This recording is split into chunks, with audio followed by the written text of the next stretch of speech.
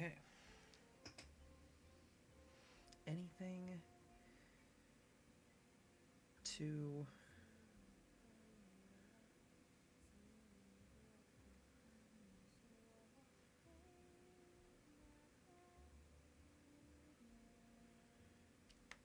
avoid playing Switch games, specifically Smash Bros, on a stream?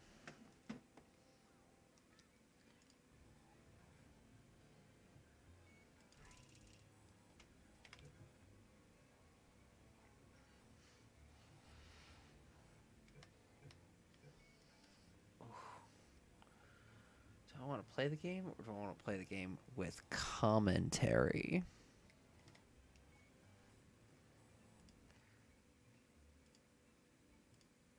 Yes, I want to play the game with commentary.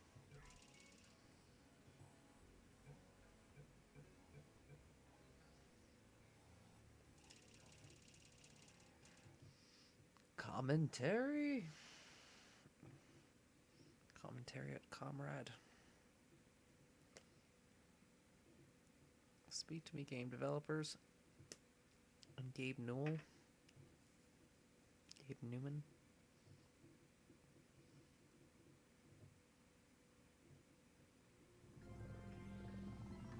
Good morning.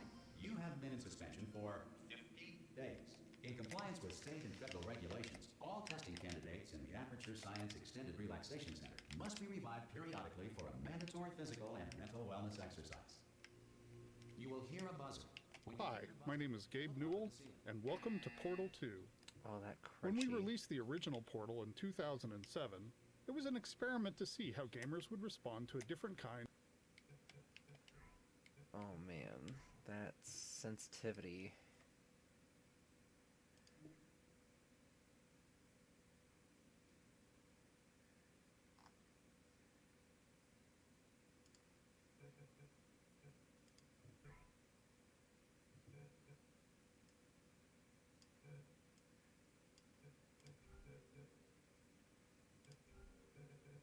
Of gameplay and storytelling experience.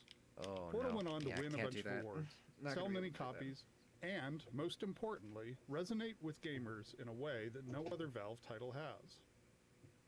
The challenges for us in building Portal 2 were to live up to people's expectations, to take you back to the world of Chell and Aperture Science, and to surprise gamers again, not with more of the same, but with more of the new. And I think it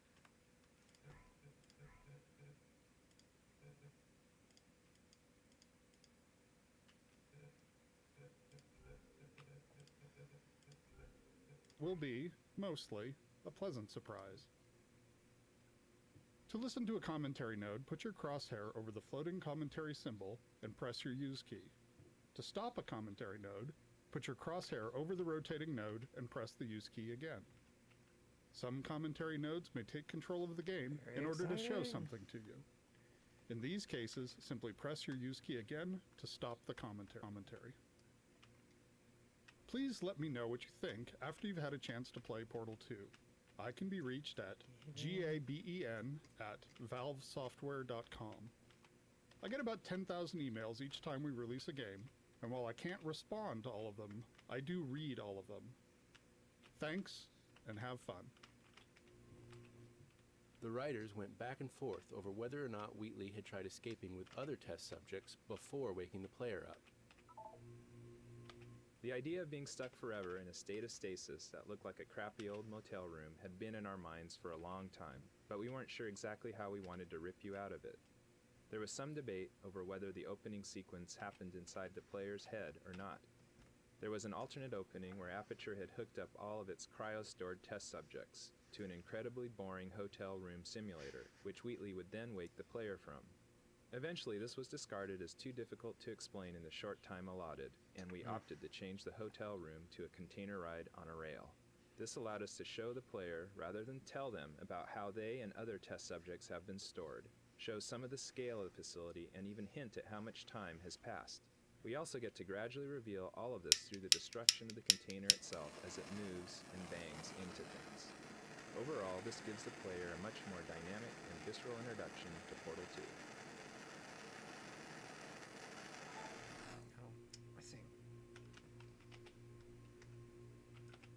writers went back and forth over whether or not Wheatley had tried escaping with other test subjects before waking the player up.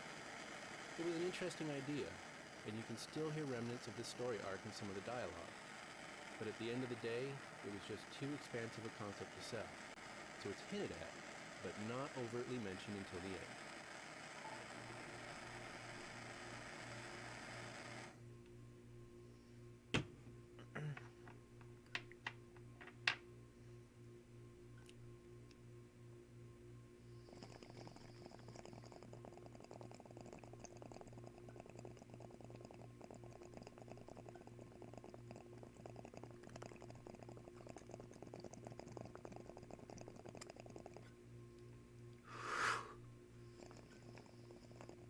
Hi, my name is Gabe Newell, and welcome to Portal 2. When we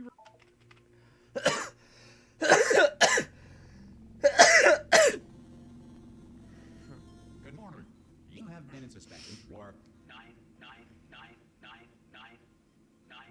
This courtesy call is to inform you that Anyone in all there? test subjects should vacate the enrichment Hello? center immediately. Any test subject Are you? non-emergent. Oh, God. You look. Good. Looking good, actually. Are you okay? Are you? Don't answer that. I'm absolutely sure you're fine. There's plenty of time for you to recover. Just take it slow. Please prepare for emergency evacuation. Stay calm. Stay calm. Prepare. That's all I'm saying. Prepare. It's all fine. All right. Don't move. I'm gonna get us out of here. Oh, you might want to hang on to something. Word of advice. Up to you. I love Stephen Merchant. He is probably one of my favorite You all right back comedians. there? Can you hear me? Hello?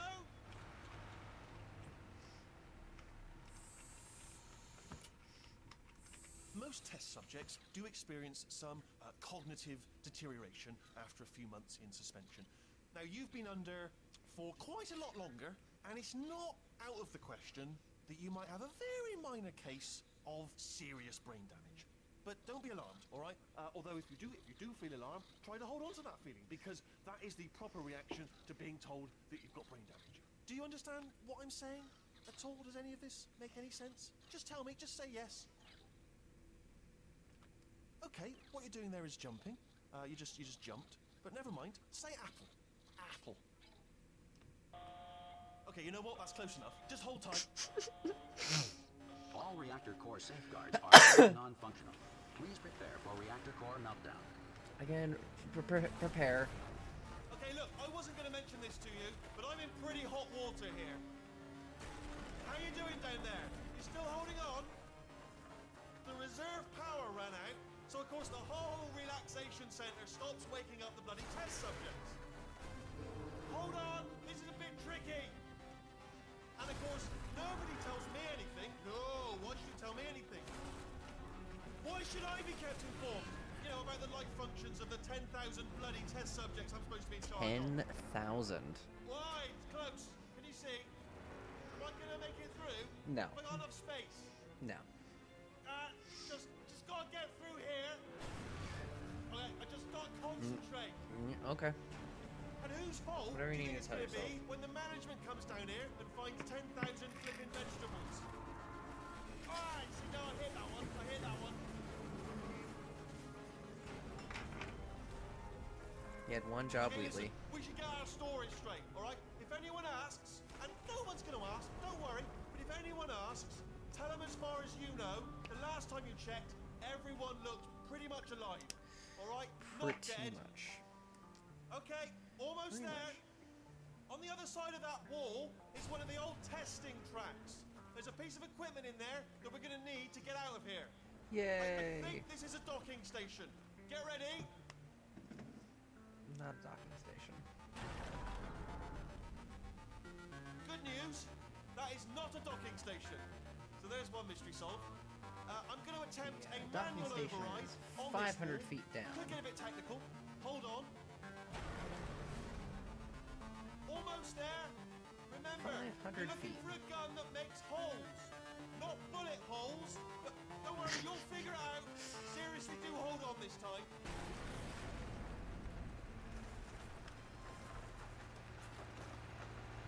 The container ride destruction we go. sequence provided some Now, I'll be unique honest, technical you challenges. are probably The dynamics you experience to run this particular type of cognitive gauntlet. But at least you're a good jumper. So you got that, got the jumping on your side. Just do your best, and I'll meet you up ahead. The container ride destruction sequence provided some unique technical challenges. The dynamics you experience are actually computed as two separate but nested simulations. The first is a course scale simulation designed as a stress element analysis pass. This pass computes the overall gross motion of the container itself and computes the collisions and breakpoints based on path keyframe data and a network of constraints. As the container bumps and crashes along, the constraints start breaking and the room progressively starts to come apart.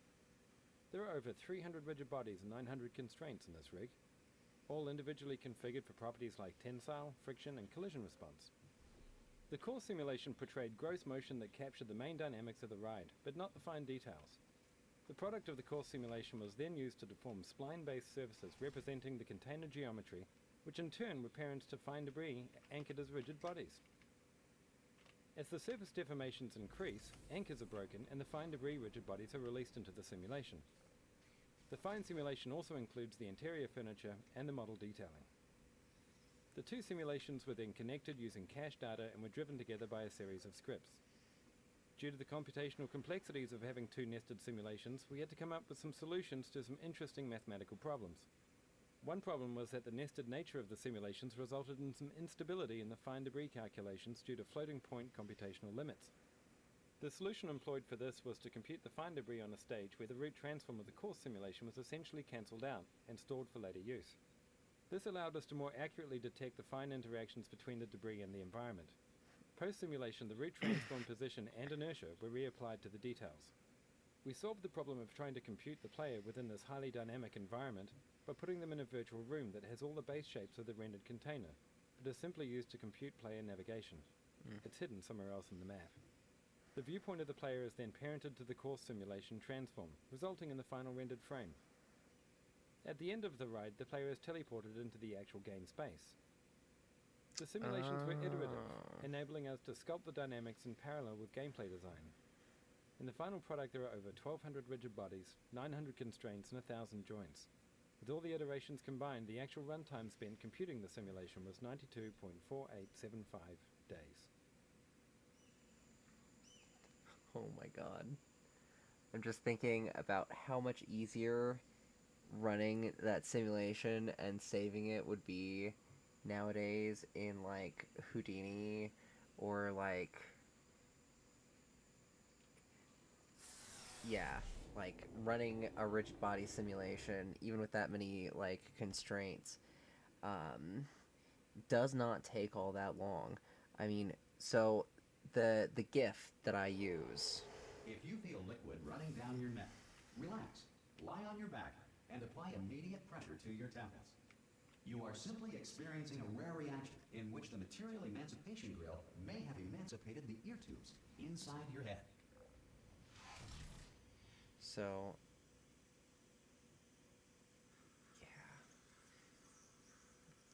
The simulation that I used for the GIFs, they're separate simulations, but each one of those simulations was several thousand rigid body points, and small. But I think it was like, I want to say 10,000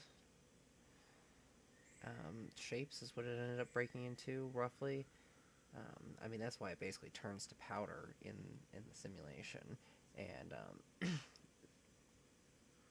that whole thing is actually, like, less than a second simulated at 1,000 frames per second. This room is meant to teach players the fundamentals of portals, connecting them to two places in the world. As the blue portal moves around the world, the orange stays rooted. In the original portal, this room had these portals moving by themselves on a timer. This led to most people simply staring through their orange portal, waiting for the blue one to end up in the right place. We felt that altering this to make the players decide where the portals came out was more instructive, and meant that players who already knew how to use portals could solve this puzzle both quickly and with authority.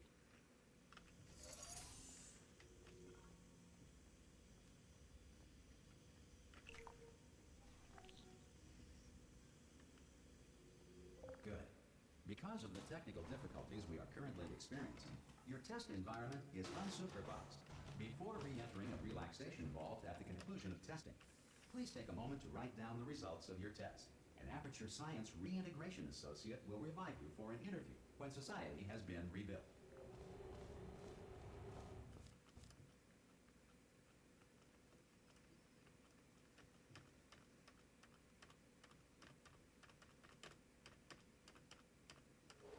If the Earth is currently governed by a manner of animal king, sentient cloud, or other governing body that either refuses to or is incapable of listening to reason. Yeah, and running those simulations only took probably like 10 or 15 minutes. No, wait, it was probably on the better order of like an hour. But rendering it all out after it already had the simulation data, I mean, still takes extra time because it has to run. It was like physics-based rendering. There should be a portal device on that podium over there. Oh! Hello? Can you see the portal gun? Also, are you alive? That's important. Should have asked that first. Do you know what I'm going to do? I'm going to work on the assumption that you're still alive, and I'm just going to wait. We thought of making a whole new character for Portal 2, but we didn't want to lose the relationship between Gladys and Chill that began in Portal 1. Once we decided to stay with Chill, we wanted to improve her look, updating her leg springs and jumpsuit to have a more functional design. At the same time, we didn't want players to not recognize her, so we kept a lot of the iconic elements like the color orange. She has folded down her jumpsuit to show she has essentially rolled up her sleeves and shed some of the Aperture label. She is awake again to test, but stronger and more determined than ever.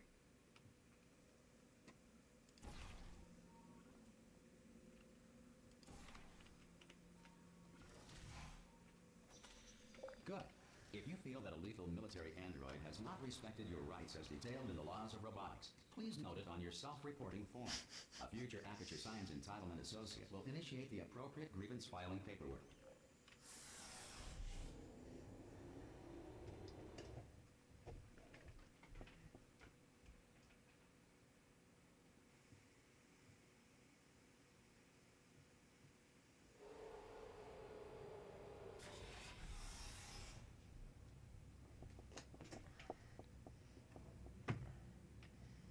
This next test is very dangerous. To help you remain tranquil in the face of almost certain death, smooth jazz will be deployed in 3, 2, 1.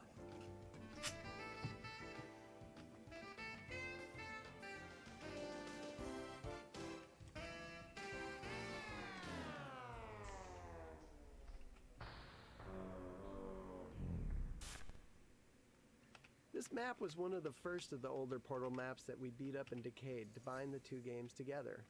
The smooth jazz joke is probably the oldest one in the game. The team discovered through playtesting that smooth jazz was funny to all ages, genders, and cultures. What a bizarre thing. Just everyone thinks that smooth jazz is funny.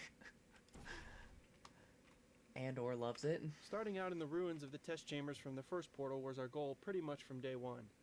We wanted to give players a sense of nostalgia for what they had played, but also make it very clear that things had changed. Not only in a fictional sense, but in a graphical one as well. We needed to bridge the gap between the first game's simpler art assets and the much more complex look of Portal 2.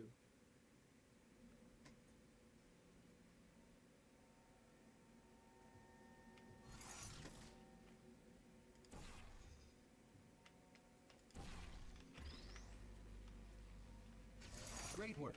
Because this message is pre-recorded, any observations related to your performance are speculation on our part. Please disregard any undeserved compliments.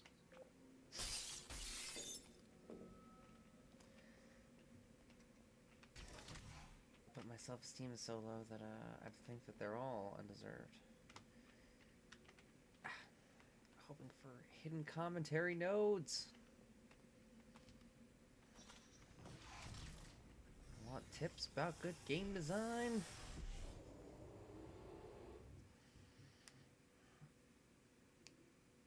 I have too many projects. Too many irons in the fire. Too many fires. Lighten my If the irons. Enrichment Center is currently being bombarded with fireballs, meteorites, or other objects from space, please avoid unsheltered testing areas wherever a lack of shelter from space debris does not appear to be a deliberate part of the test.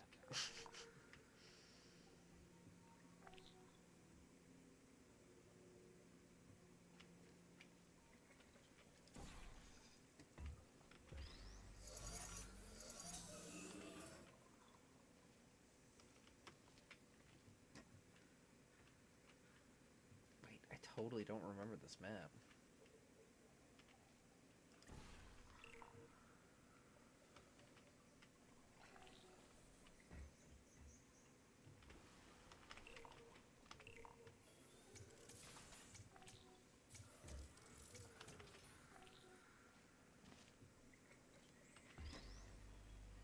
I just don't remember Portal 2 as well as Portal 1.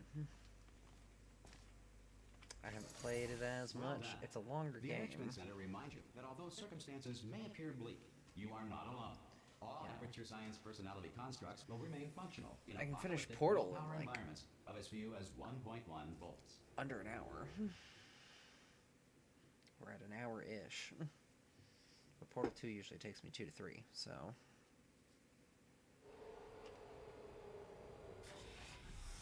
This next test applies the principles of momentum to movement through portals. If the laws of physics no longer apply in the future, God help you.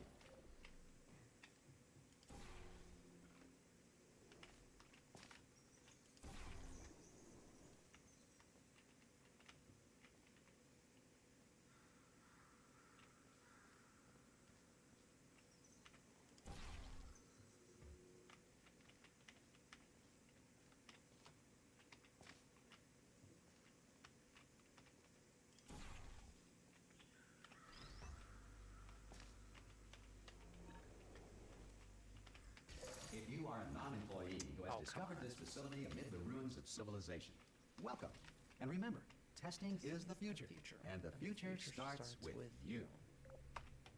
Much of the fun in Portal is based on the joy of the aha moment when you learn something new. The game needs a very specific pacing to ensure these moments.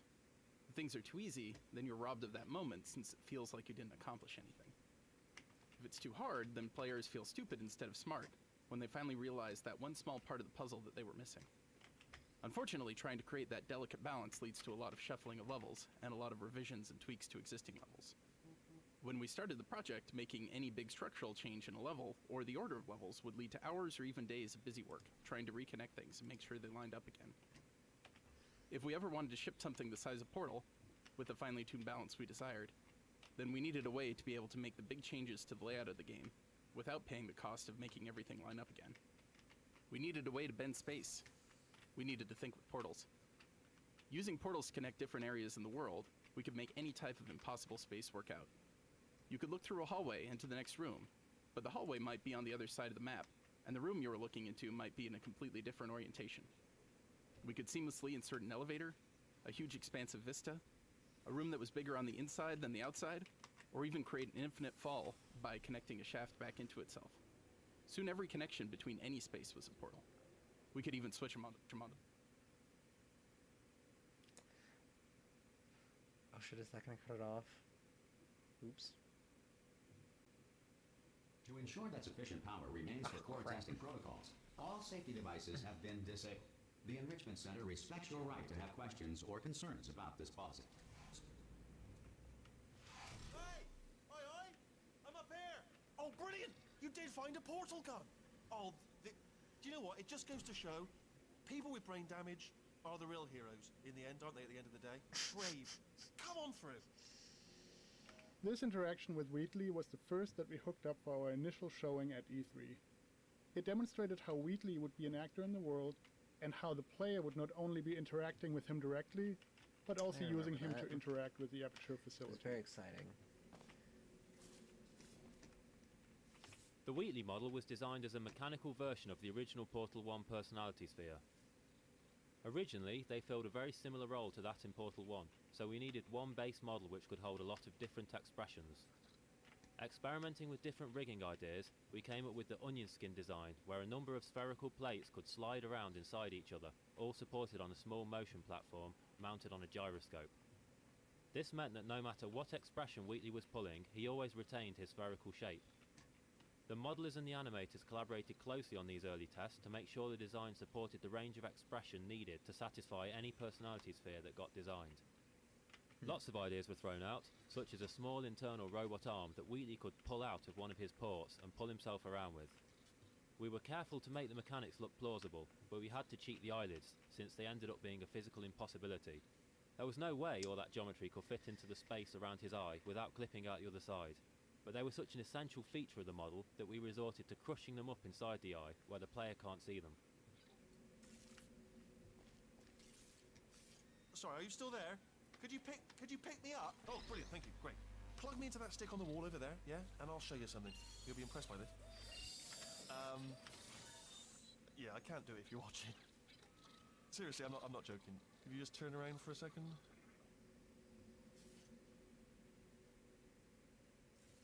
Alright, you can turn around now. Bam! Secret panel. That I open while your back was turned. Pick me up. Let's get out of here. Would you pick me up?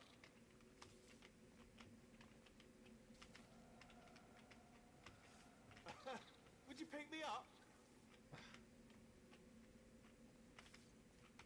Hey, pick me up. And off we go. Look at this. No rail to tell us where to go. Oh, this is brilliant. We can go wherever we want. Just hold on though. Where are we going? Seriously. Hang on. Let me just get my bearings. Just follow the rail, actually. How do you make a giant mechanical eyeball express life and emotions, let alone give the impression that he's talking when he has no mouth? The animator's understanding of human behavior came in handy for bringing Wheatley the personality sphere to life. Talking is so much more than just moving a character's mouth. You have to use body language, head attitudes, and rhythm of movement and eye focus to indicate a character's feelings and motivations. Slow, smooth head moves, a steady gaze, and a relaxed eye aperture indicate that Wheatley is calm. Short, sharp head turns, rapid blinks, and glancing around indicate nervousness or deceit. Add a tightly constricted eye aperture and a little shiver to show fear. Tilting the body away while keeping the eye focused on the player signals an attempt at cleverness that ultimately only fools Wheatley himself. Suspicion is communicated by squinting his eyelids and handles, which function as very expressive eyebrows and cheeks. It's also fun to remind the player that Wheatley is a machine. When hacking, his eye and body segments become perfectly centered and spin mechanically, inspired by the spinning tape reels on old UNIVAC computers. And when he wants to look far in front, he flips his eye all the way over to the other side of his head. This animation approach, combined with the writing and vocals, makes Wheatley quite a unique and entertaining character. Part human, part machine, all eye and no brain.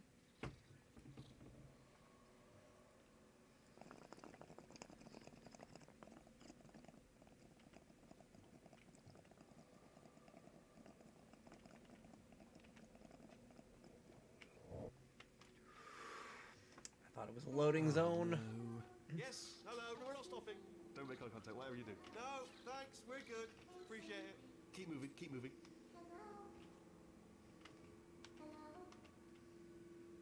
Hello. I know. Your destiny is already foretold. That was the loading zone.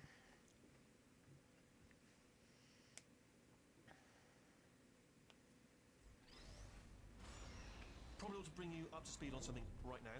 In order to escape, we're going to have to go through her chamber. And she will probably kill us if she's awake. If you want to just call it quits, and we could just sit here forever, that's an option. Option A, sit here, do nothing. Option B, go through there, and if she's alive, she'll almost certainly kill us. So, if you've got any reservations whatsoever about this plan, now would be a tremendous time to voice them. Yeah. Okay, I'm going to lay my cards on the table. I don't want to do it. I don't want to go in there. Don't go in there. She's off. She's off. Don't panic over. She's off. All fine. On we go. There she is. What a nasty piece of work she was, honestly. Like a proper maniac. Do you know who ended up taking her down in the end? You're not going to believe this. A human. I know. I wouldn't have believed either. Apparently this human escaped and nobody's seen him since. Then there was a sort of long chunk of time where absolutely nothing happened. And then there's us escaping now. Absolutely So nothing. that's pretty much the whole story. You're up to speed. Don't touch anything. Originally, GLaDOS was built to curl up and disguise herself as one of her rings, potentially explaining how she had survived the explosion at the end of Portal 1. But this wasn't a very dramatic reveal, so we threw it out in favor of spreading her out over a greater distance. This also made her more recognizable as GLaDOS when you initially crossed the room. The actual wake-up animation was a combination of simulated animation with a layer of hand-keyed animation over the top. A two-stage model was created for this scene. The first stage had separate pieces and connecting cables that would be drawn together by running a physics simulation so that the pieces would interact with the environment. Physics simulations were also used to break apart the objects GLaDOS crashed into while she writhes around. At the point where GLaDOS rises free of contact with the ground, she switches instantaneously to a fully connected model with controls for hand-keyed animation. From this point, the animator enhanced GLaDOS's awakening by hand, choreographing the violent chaos of her re-emerging consciousness while at the same time conveying the weight of a machine the size of an airliner. Once the hand-keyed animation was done, a final simulation pass was run to animate the cables and dangling parts of GLaDOS's body.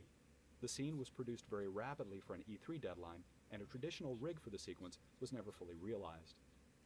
This made it difficult when we extended the sequence after E3 to add further animation, but we accomplished it by bearing in mind that GLaDOS herself is pretty broken at this point. The last part of the sequence requires the player to lose control of their view while being immobilized by a giant mechanical pincher. Once the controlled camera takes over, a careful alignment and time synchronization was required to make all the hand-animated models and camera interact with each other. Each of the stages in this wake-up scene contain a variety of processes that are very challenging to achieve live in a game engine. Look for a switch that says escape pod. All right, don't touch anything else. Not interested in anything else. Don't touch anything else. Don't even look at anything else. Just, well, obviously you've got to look at everything else to find the escape pod. But as soon as you look at something that doesn't say escape pod, look at something else. Look at the next thing, all right? But don't touch anything else or look at anything. Well, look at other things, but don't. You understand? Can you see it anywhere? I can't see it anywhere. Tell you what, plug me in and I'll turn the lights on.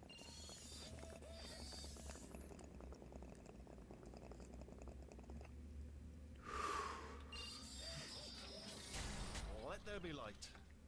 That's God. It's quoting God. Oh, look at that! It's turning.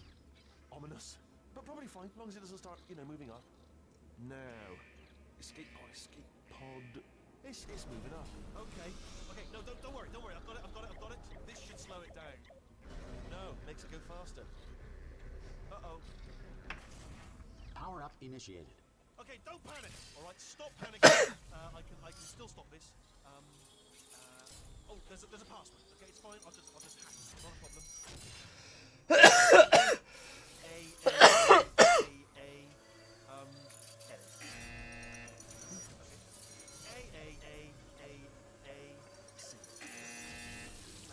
Wait, did I do B? Do you have a pen? Start writing these down. Power up complete. I don't. Okay. Listen. All right, new plan. Act natural. We've done nothing wrong. Hello. Oh, it's you. You know her? It's been a long time. How have you been? I've been really busy being dead. You know, after you murdered me. You did what? Oops. Oh no! Sorry, I didn't mention that. Oh no! Okay, look, we both said a lot of things that you're going to regret. But I think we can put our differences behind us. For science, you monster. I will say, though, that since you went to all the trouble of waking me up, you must really, really love to test. I love it too. There's just one small thing we need to take care of first.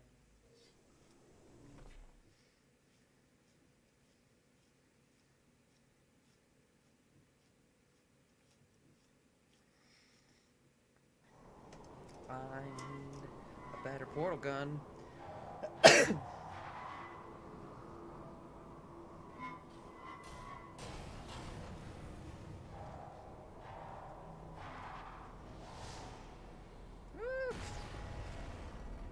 Here we are, the incinerator room. Be careful not to trip over any parts of me that didn't get completely burned when you threw them down here. The dual portal device should be around here somewhere. Once you find it, we can start testing, just like old times.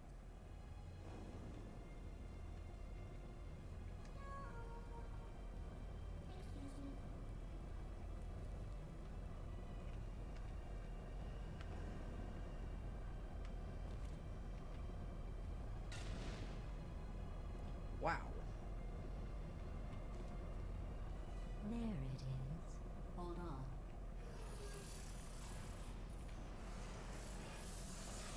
There. Good.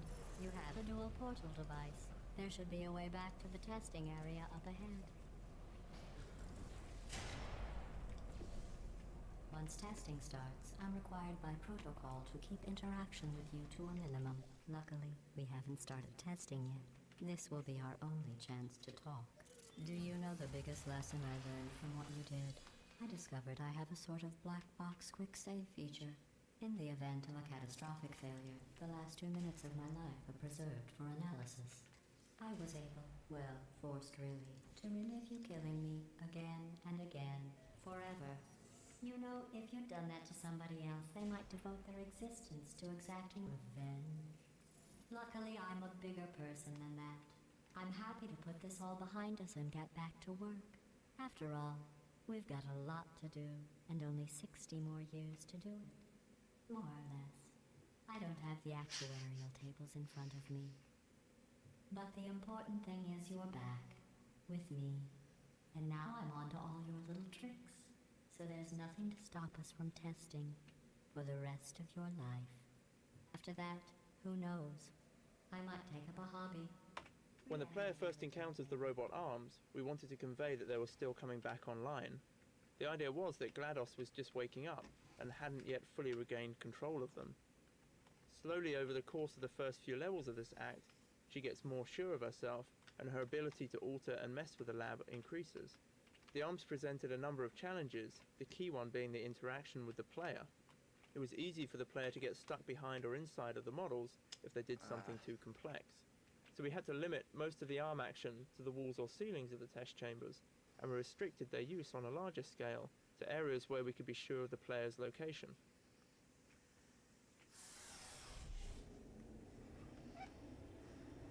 Okay. Using them to block stuff.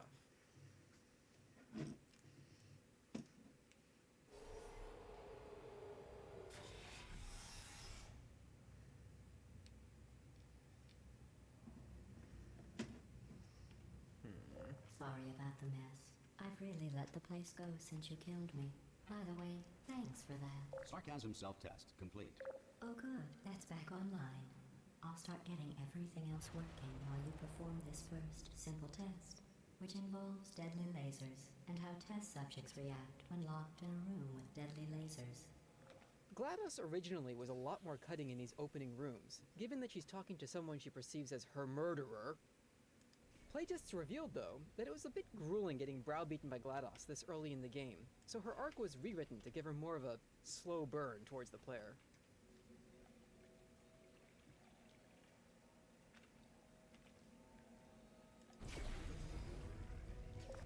Not bad.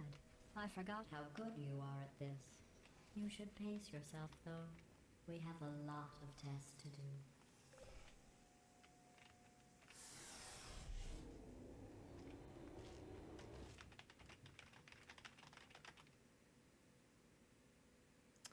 I should install Portal 2 on my solid state drive. It would load almost instantaneously. This next test involves discouragement redirection cubes. I just finished building them before you had your, well, episode. So now we'll both get to see how they work. There should be one in the corner.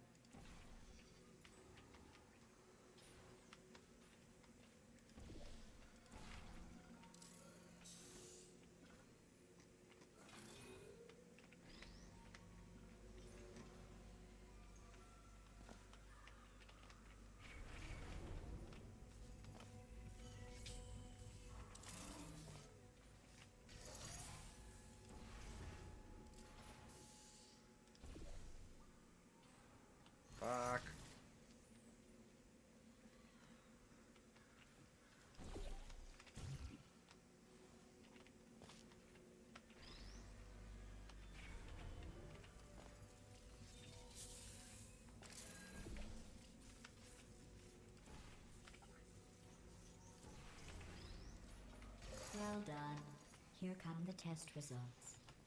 You are a horrible person. That's what it says. A horrible person. We weren't even testing for that. I didn't miss one of the commentary notes, right? I didn't see one.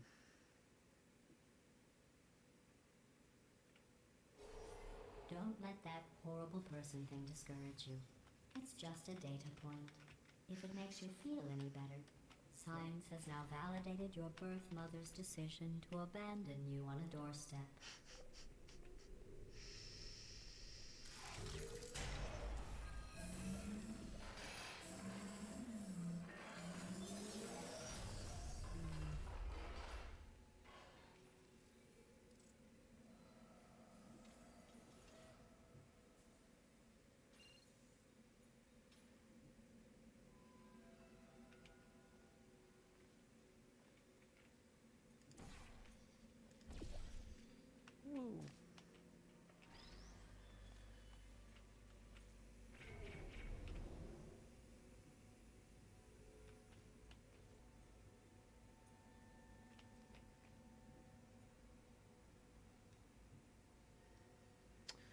Oh.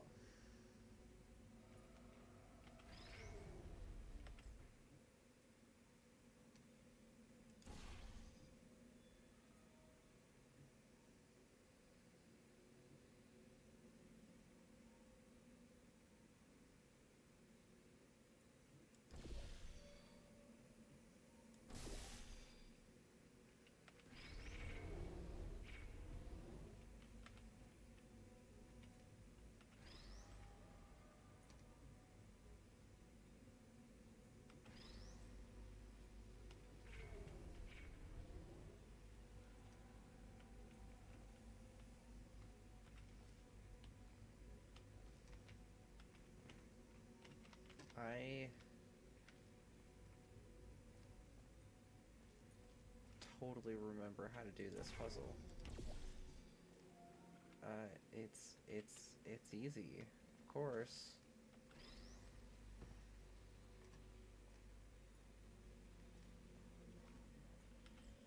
When you think about, oh, there's two lasers. Duh.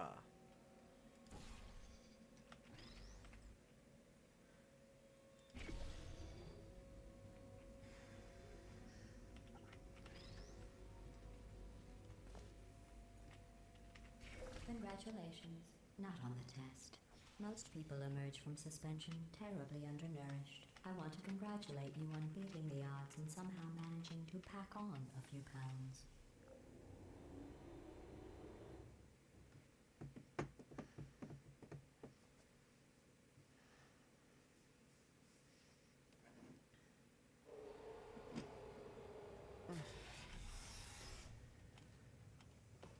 One moment. You're navigating these test chambers faster than I can build them, so feel free to slow down and do whatever it is you do when you're not destroying this facility.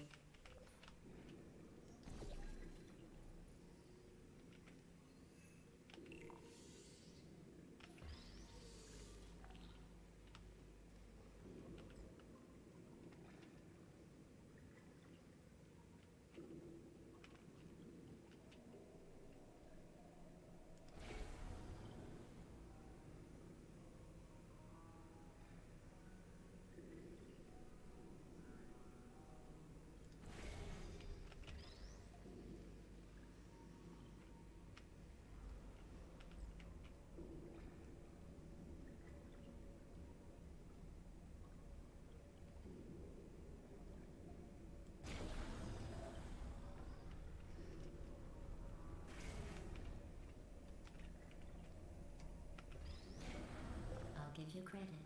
I guess you are listening to me.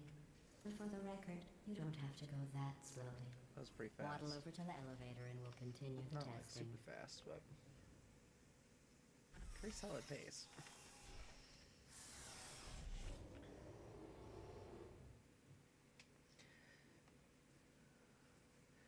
Since Portal 2 is longer, each individual puzzle doesn't stick out quite as much in my mind. rather the experience as a whole. Plus, there's a the rooms This are next test involves the Aperture Science aerial faceplate. It was part of an less initiative to distinct investigate as how well opposed test to subjects could how solve problems overall. when they were catapulted into space. Results were highly informative. They could not. Good luck. This was the first test map that we created when we started to experiment with the aerial faceplate puzzle element. The map underwent many visual refinements, but it's one of the few puzzles that remained almost completely unchanged from its first form.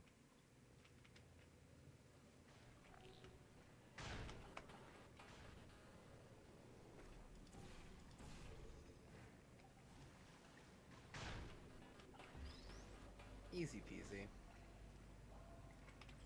Here's an interesting fact. You're not breathing real air.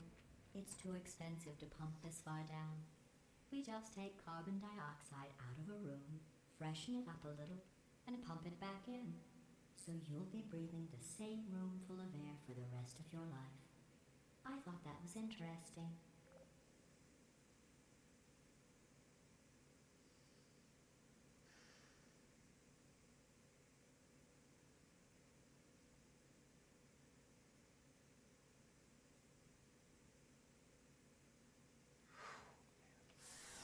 I mean, what a process. And then you stick your buddy in front of it, and then just wham! Workplace Let's see injury what form. the next test is. Oh, advanced aerial faceplates. Well, have fun soaring through the air without a care in the world. I have to go to the wing that was made entirely of glass and pick up 15 acres of broken glass. By myself. The catapult trajectory lines seen here allow us to visualize where the catapult will deliver a player or a physics object. We can differentiate the speed and trajectory for players and other objects. The yellow lines are for physics objects, and green is the player's trajectory. Sometimes we need to have a different value to accommodate the shape of the object being catapulted. What works for the player may not work for an object, and vice versa. For instance, it was common for a box to make it to a ledge while the player would smack into the side, and then fall down into the slime. The visualization tools helped us debug these types of problems.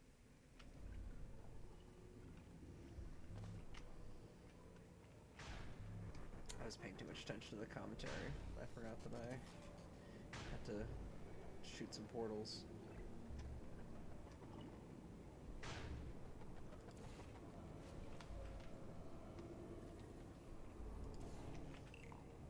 Oh, sorry. I'm still cleaning out the test chambers, so sometimes there's still trash in them, standing around, smelling and being useless. Try to avoid the garbage hurtling towards you.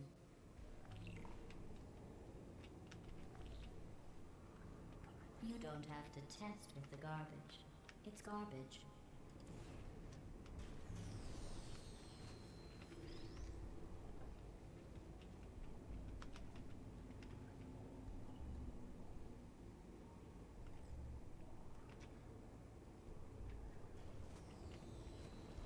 Dang it.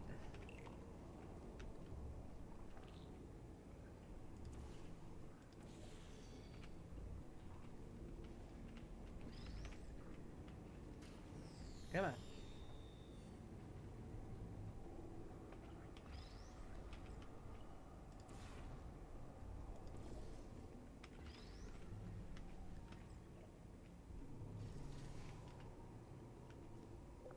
Remember before when I was talking about smelly garbage standing around being useless?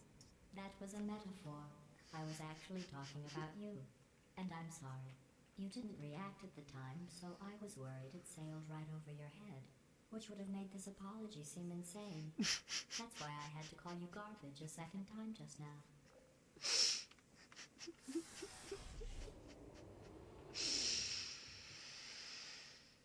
Oh my god, it's just so funny.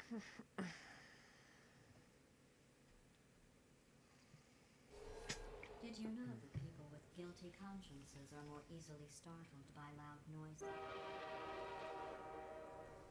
I'm sorry, I don't know why that went off. Anyway, just an interesting science fact. Oh, did I accidentally fizzle that before you could complete the test? I'm sorry. Go ahead and grab another one.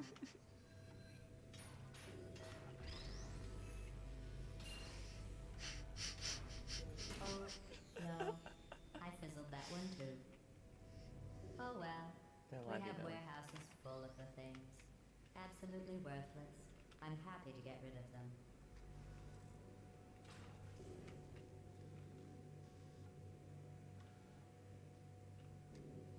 Oh wait,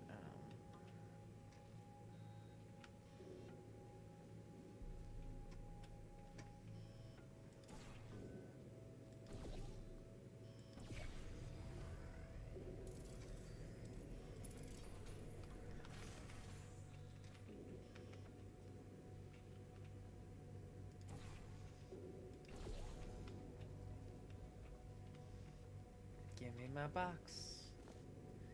My friendship cube.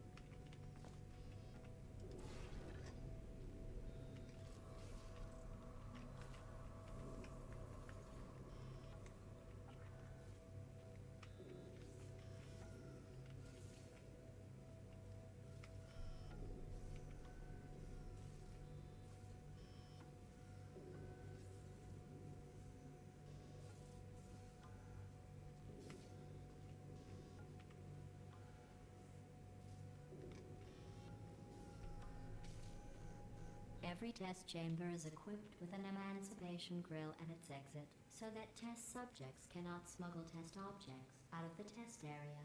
This one is broken. Don't take anything with you.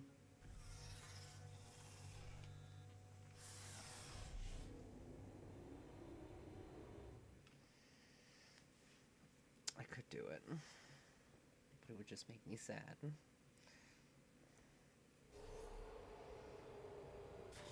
Did it on purpose. Did it on purpose. This next test involves emancipation grills. We needed a puzzle that would demonstrate the different effects that the Fizzler has on the game. This map was consistently the one that most of our playtesters would get stuck on, and we tried various things to make the puzzle easier to understand. Originally, this room had 2 Fizzlers in it and was divided up into 3 distinct areas. This proved to be too complicated and almost none of our playtesters could solve the puzzle. We removed the second Fizzler and simplified the layout of the room quite a bit, but most of our playtesters were still getting stuck on it. We identified the problem to be the space above the Fizzler. Originally, the space was completely open, but that didn't effectively convey to the players that they needed to shoot a portal above the Fizzler. We then tried putting glass with several holes in it above the Fizzler. This was slightly more effective as players would know that the holes are there for a purpose, and would try to solve the puzzle by shooting portals through the holes. The map was still not testing well though, as players could not figure out which side of the Fizzler they needed to be on when they shot their portals. We then changed it to have only a single hole through the glass, moved down to the eye level of the player, so that shooting the portal from either side of the Fizzler would be a valid solution. This change tested really well, and we started seeing most of our playtesters make it through the level without getting stuck on it for a long time. We originally planned to use the same emancipation grid effect we'd used in Portal 1. We were surprised to hear during several of our early playtests that players thought this map was the first time they'd encountered one. Players walked through at least one emancipation grid in almost every map. Playtesters also weren't able to report the grid's properties. That indicated to us that we needed to better communicate when an interaction was occurring. Our challenge was to create an effect that was more noticeable to players, but didn't look so solid or so threatening that players wouldn't attempt to walk through it. We chose to keep the cool color scheme and reinforce the non-threatening nature of the field by mimicking the kind of water caustics you'd find in a shallow swimming pool. To communicate that the grid blocks portal placement, we added flashes whenever the player shoots one. To warn players that the grid will destroy objects brought through it, we added a vortex effect that increases in intensity as objects get near. Once these changes went in, playtest feedback demonstrated that players noticed the emancipation grids earlier and had a much better understanding of their function.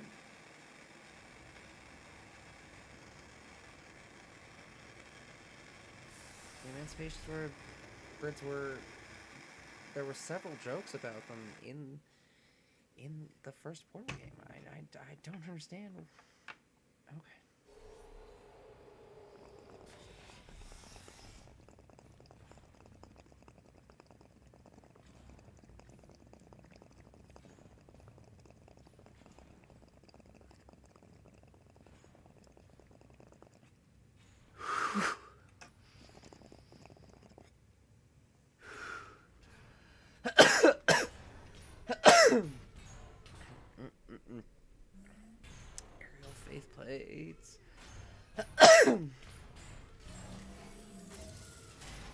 was originally envisioned as a group of spheres that you discover as you explore the facility behind the scenes. We ditched this idea for two reasons.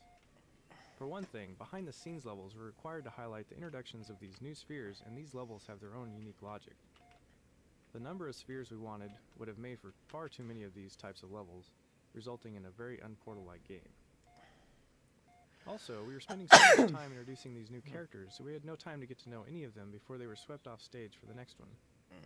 Eventually, we realized it would be a lot more satisfying to really get to know one sphere instead of briefly meeting 6. Some of these characters were eventually recycled for the finale. Well, that makes a lot of sense.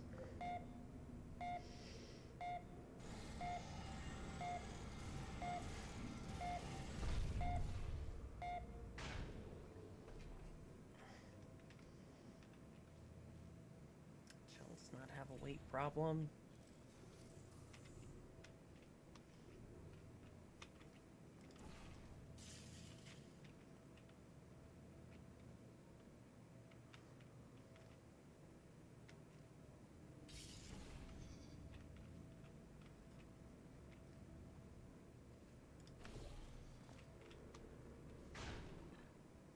Well,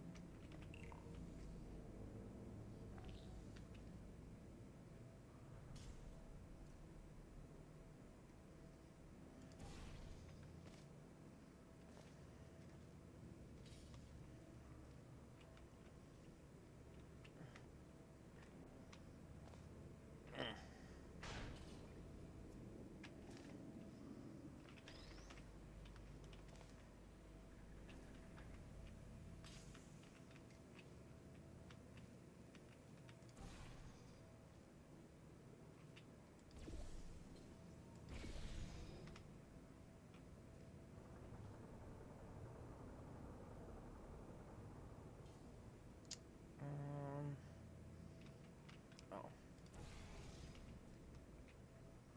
Solutions. I know them. Ow. Ow. Look at you, sailing through the air majestically, like an eagle, piloting a blimp.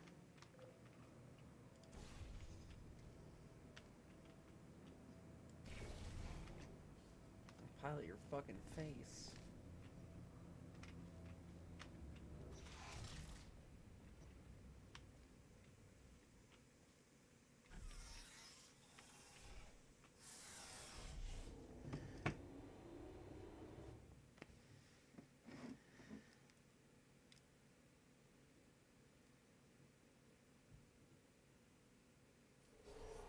Enjoy this next test.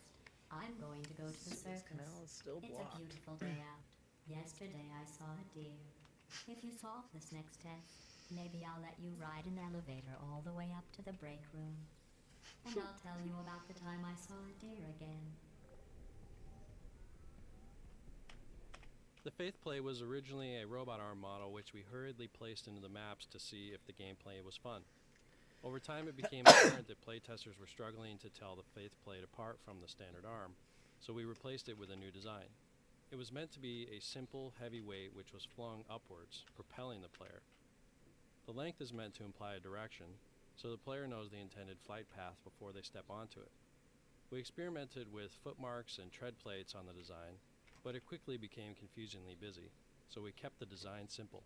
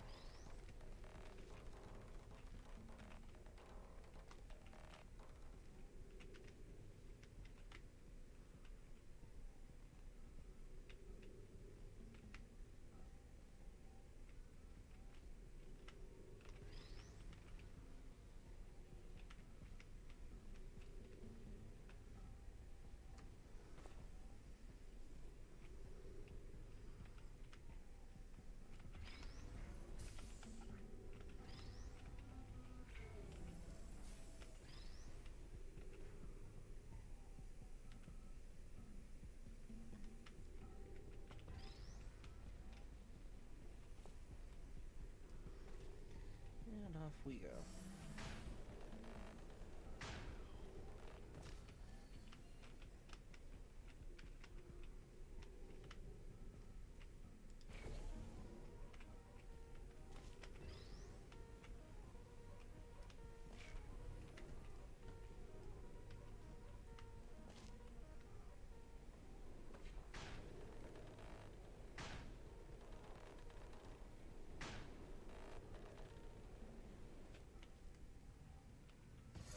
Well, you passed the test.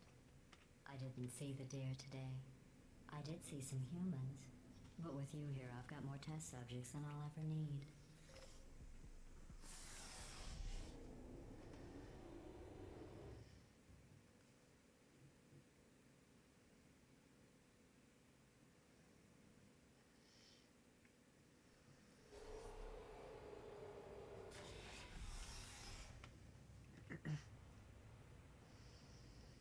Hate me so much that she clones me. A whole bunch of immortal clones. Forced to test and die forever. These bridges are made from natural light that I pump in from the surface. If you rubbed your cheek on one, it would be like standing outside with the sun shining on your face. It would also set your hair on fire, so don't actually do it.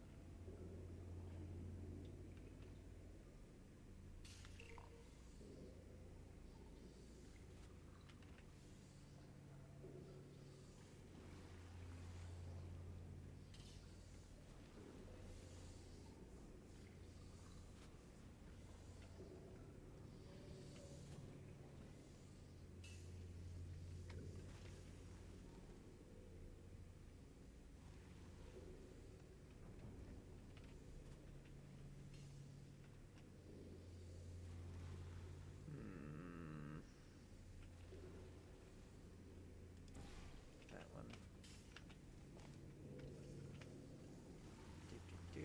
Do.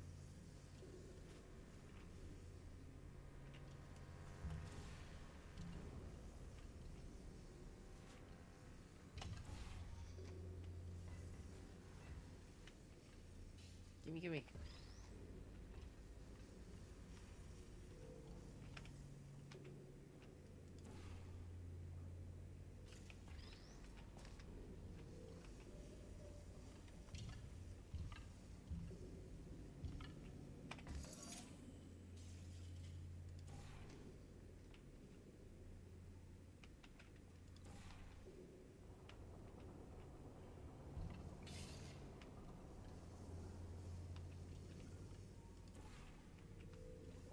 Excellent.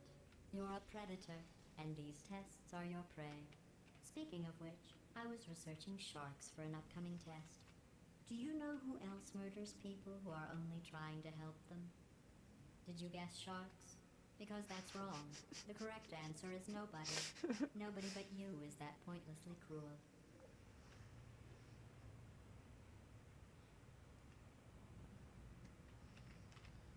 So much snoring.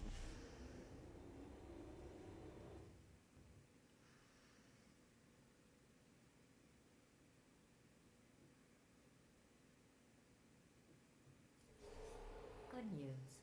I figured out what to do with all the money I save recycling your one room full of air.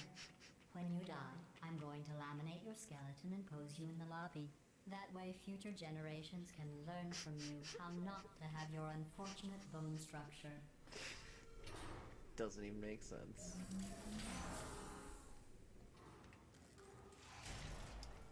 Hey, Wheatley. The door's malfunctioning. I guess somebody's going to have to repair that too. No, don't get up. I'll be right back. Don't touch anything. Okay. Alright, just waiting for Wheatley. There he is. Hey! Up here! I found some bird eggs up here. Just dropped them into the door mechanism. Shut it right down. Bird! Okay, Can't believe the bird in it that laid the eggs. Livid. Okay, but the point is, we're going to break out of here, all right? Very soon, I promise, I promise. I just have to figure out how to break us out of here. Here she comes. Just keep testing. Remember, you never saw me. Never saw me. I went and spoke with the door mainframe. Let's just say he won't be, well, living anymore. Anyway, back to testing.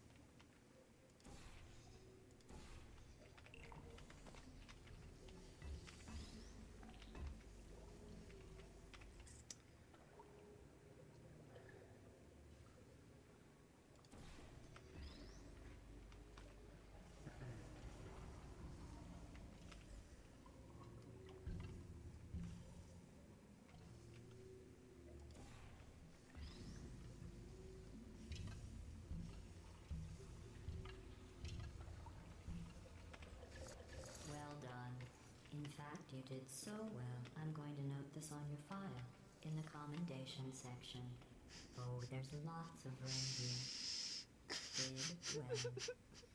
Enough. Oh, it's just so many layers of insults. So much room. This next test Did well involves enough. turrets. You remember them, right? They're the pale spherical things that are full of bullets. Oh wait, that's you in 5 seconds. Good luck. Project Lil is our code name for an internal push to make our comments more accessible to the whole Valve community. It was pointed out to us in mail from a fan that in some of our previous commentary, the designers referred unfailingly to the gamer as a he. Although in natural speech, most of us normally tend to say they and their, rather than he and his, some stuffy, overactive minion of the grammar police went through and revised all those usages to make them conform to an oppressive gender-biased rule. However, research shows that they and their is a perfectly acceptable and even older form, and we're happy to fall back on it and let people talk the way they normally talk, and screw the so-called rules that alienate our fans. Thanks, Lil.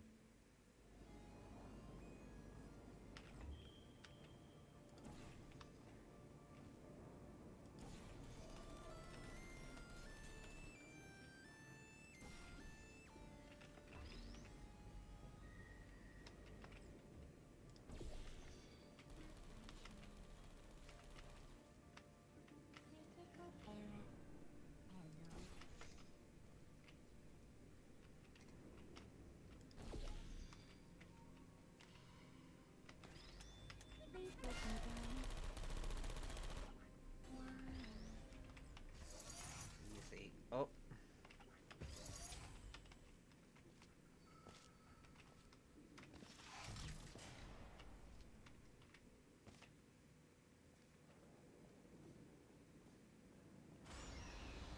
Oh, it's time for the escape.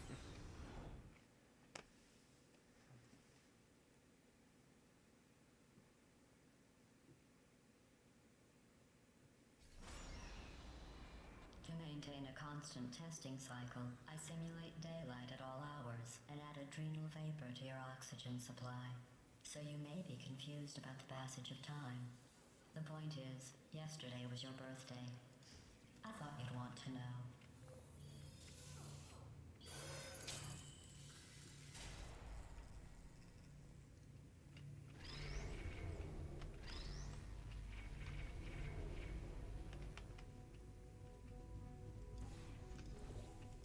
You know how I'm going to live forever, but you're going to be dead in 60 years? Well, I've been working on a belated birthday present for you. Well, more of a belated birthday medical procedure. Well, technically, it's a medical experiment. What's important is it's a present.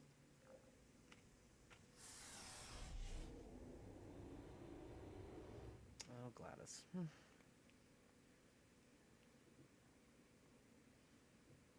That's great. Wait a That minute. jumpsuit you're wearing looks stupid.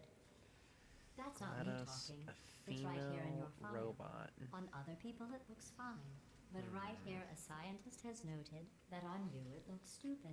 Well, what does a neck-bearded old engineer know about fashion? He probably... Oh, wait, it's a she. Still, what does she know? Oh wait, it says she has a medical degree. In fashion. From France.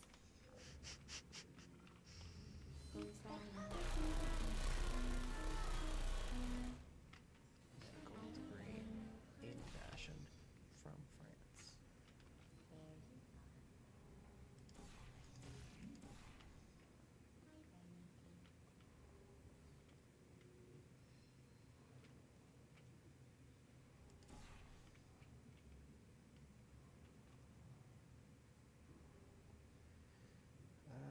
Let's see.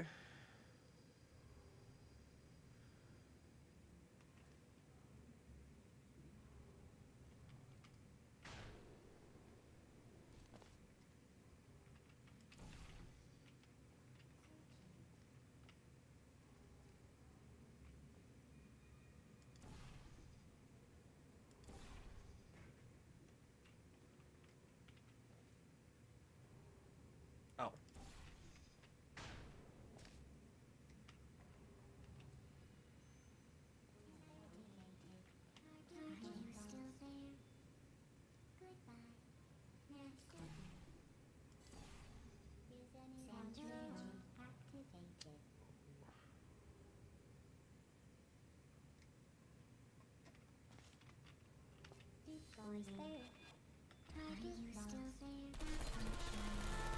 Oh, okay. Oh god, I'm sorry, you guys. I'm sorry. Oh, fuck. I'm sorry. I'm sorry, guys.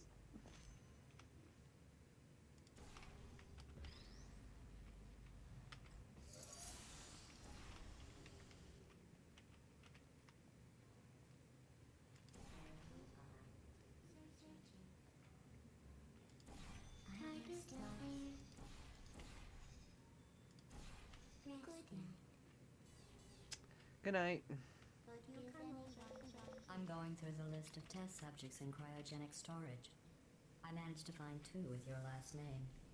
A man and a woman. So that's interesting. It's a small world. It is a small world. No, not yet.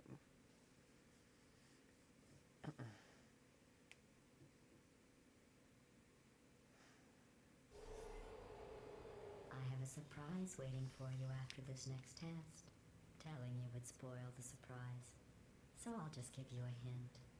It involves meeting 2 people you haven't seen in a long time. With vacuum tubes such a big part of Portal 2, we designed the new elevators to work within them. We liked the idea that this made the player feel about as important to Aperture as the cargo moving through the tube, and it also gave us plenty of opportunities to show how the system could go wrong, such as when the tubes get blocked or when cargo rains down on the elevator. The videos began as attempts to visualize some of GLaDOS's dialogue, but they evolved into a means of relaying information about the larger world of Aperture. It seemed very likely to us that Aperture would boast to the test subjects about the devices they were testing, and show them the clever ideas they had put into the products. The videos also served as a reward for completing the test chambers, and a way to make the elevators visually different from one another to prevent repetition.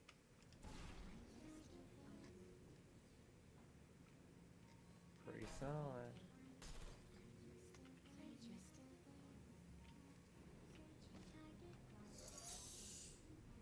Ah, yes, that's right.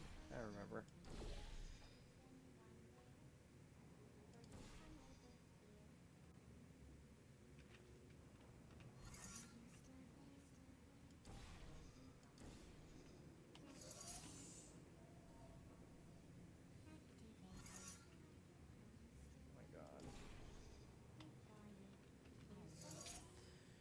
There we go.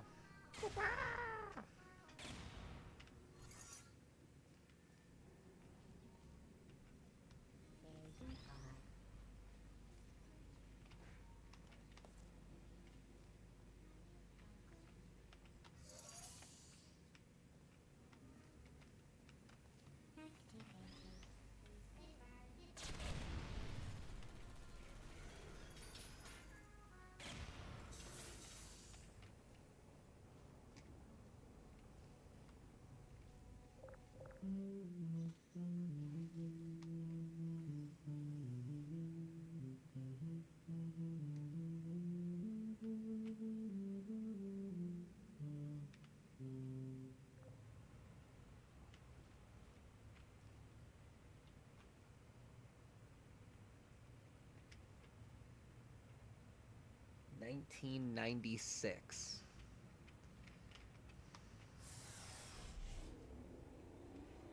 is the trademark date on that. Neat. It says this next test was designed by one of Aperture's Nobel Prize winners. It doesn't say what the prize was for. Well, I know it wasn't for being immune to neurotoxin.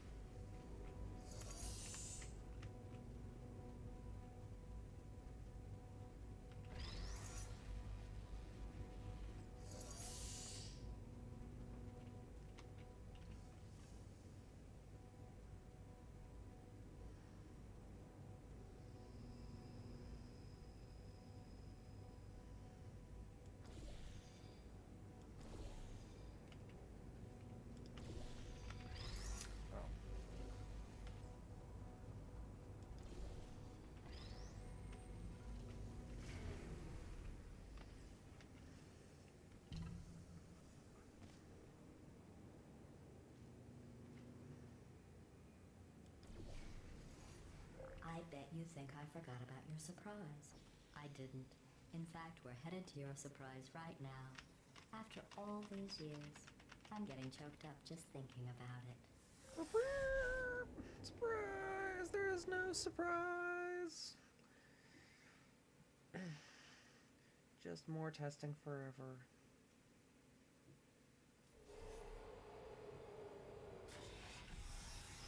The surprise.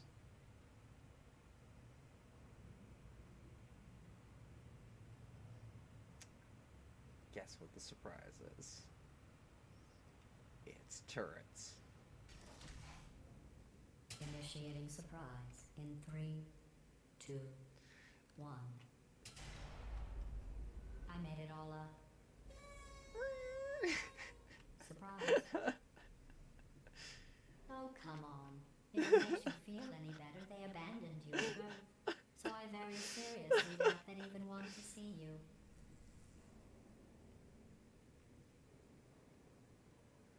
Ugh, I hate this map.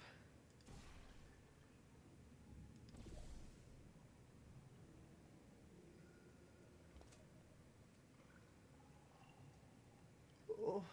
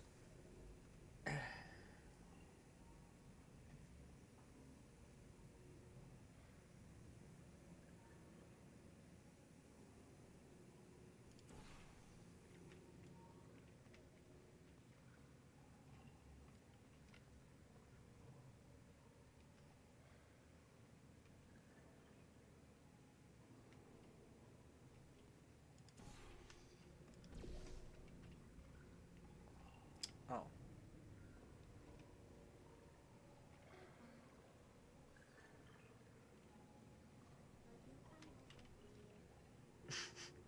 Would I come over there?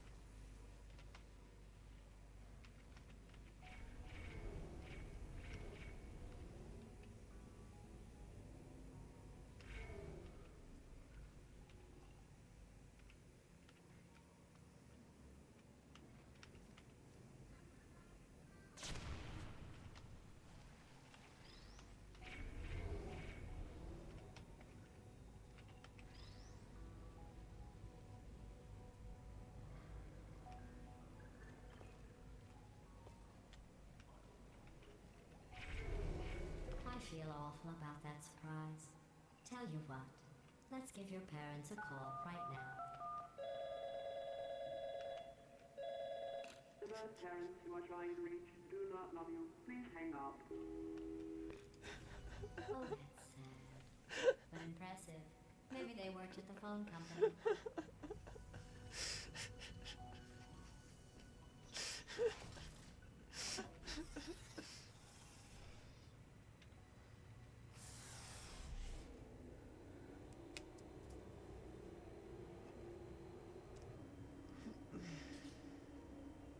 Hey, how's it going? I taught my way onto the old nanobot work crew rebuilding this shaft. They are really small. I know, Jerry. No, I'm on a break, mate. On a break. Ow! Just hang in there for 5 more. What, Jerry? You can't fire me for that. Yes, Jerry. Or maybe your prejudiced work site should have accommodated a nanobot of my size. Thanks for the hate crime, Jer. See you in court, mate. Anyway, look, just hang in there for 5 more chambers. Oh god. 5 chambers.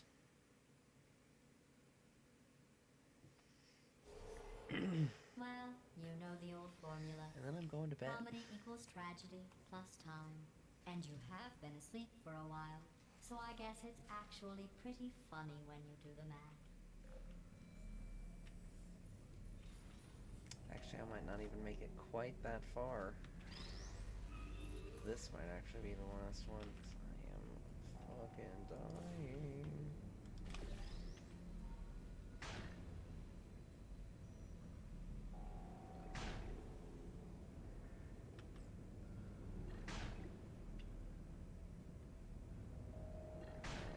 Where am I even going?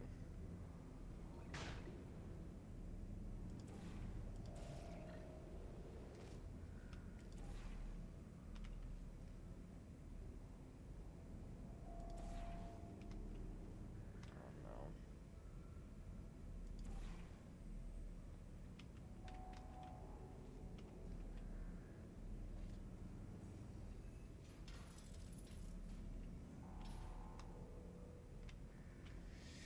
Nope, it's getting pretty late. I can feel that my brain is hitting its limit. Which is fine. I've got a long day anyways. I should get to sleep a little bit earlier. Should probably have gotten to sleep a lot earlier. But I was having fun. Thank you for watching.